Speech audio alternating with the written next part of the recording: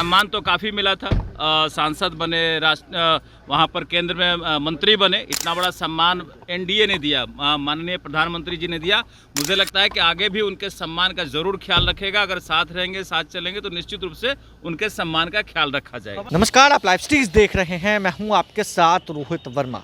देखिए, बिहार में सियासी घमासान के बीच जो है मंत्रियों का पदभार ग्रहण करने का सिलसिला लगातार जारी है। एनडीए की सरकार बनती है, कई पुराने चेहरों को मौका बीजेपी फिर से देती है और कई नए चेहरे मंत्रिमंडल में शामिल होते हैं।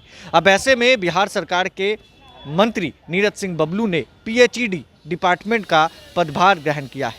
मोर्चा उन्होंने संभाल लिया है। कुर्सी पर बैठते ही पशुपति पारस से लेकर किस तरीके से अब आने वाले दिनों में पीएचईडी डिपार्टमेंट में काम नीरज सिंह बबलू करेंगे, गड़बड़ियों पर भी खूब बोल रहे हैं, समीक्षाओं पर कह रहे हैं और हर घर तक नल का जल पहुंचाने की बात कह रहे हैं। पशुपति पारस पर बीजेपी ने बहुत एहसान किया है, सांसद बनाया, केंद्रीय मंत्री उनको भाजपा ने बनाया और किस तरीके से एनडीए ने उनका साथ दिया, मगर उसके बावजूद पशुपति कुमार पारस को बीते दिन एनडीए सीट शेयरिंग पर एक भी सीट नहीं मिलती है, जिसके बाद आज आनन फानन में केंद्रीय मंत्री रहे पशुपति पारस ने मंत्री पद से इस्तीफा दे दिया है, जिसके बाद नीरज सिंह बबलू ने बड़ा बयान दिया है।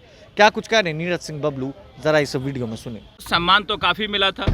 सांसद बने, वहाँ पर केंद्र में मंत्री बने, इतना बड़ा सम्मान एनडीए ने दिया, माननीय प्रधानमंत्री जी ने दिया। मुझे लगता है कि आगे भी उनके सम्मान का ज़रूर ख्याल रखेगा। अगर साथ रहेंगे, साथ चलेंगे तो निश्चित रूप से उनके सम्मान का ख्याल रखा जाएगा। राजद के संपर्क में वो अलग बात है, पता करने की, जांच के लिए नहीं होगा। उनको सम्मान एनडीए दिया है और आगे भी उनको सम्मान देगा एनडीए। काफ़ी हम समझते हैं कि आम जन के लिए काफ़ी महत्वपूर्ण है। जो माननीय प्रधानमंत्री जी का और माननीय मुख्यमंत्री जी का नल का जल का जो योजना है, ये काफ़ी प्रभावकारी योजना रहा है। काफ़ी इस का चर्चा और काफ़ी फ़ायदा लोगों को मिल रहा है जल का, लेकिन जितना फ़ायदा होना चाहिए उतना फ़ायदा नहीं पहुंच पाया है। और काफ़ी मुझे लगता है कि कभी कभी चर्चा में भी ये विभाग रहा करता है। हमारा प्रयास होगा कि हम 6 महीने के अंदर डिपार्टमेंट के विवाद को ख़त्म करें। जो बदनामी हुई है, कभी सारे बदनामी को ख़त्म करते हुए और लोगों को हर घर तक नल का शुद्ध जल पहुंच पाए, ये हमारा प्रथम प्रयास होगा। और इस प्रयास के लिए हमें जो भी कदम उठाना पड़ेगा निश्चित रूप से उठाएंगे।